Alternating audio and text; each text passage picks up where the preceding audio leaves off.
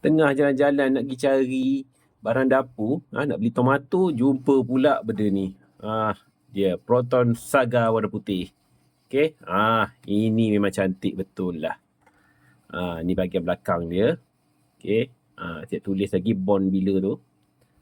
Ni bahagian belakang dia. Okay. So kita tengok dulu depan dia macam mana. Okay. Proton Saga putih. Tu ada tulisan Hot Wheels, ada perkataan Saga. Lepas tu detailing dia cantik jugalah, straight. Okay, dia punya sport rim dia color macam gelap-gelap sikit macam tu. Silver ke arah gelap. Okay, ni bahagian depan dia. Okay, memang cantik.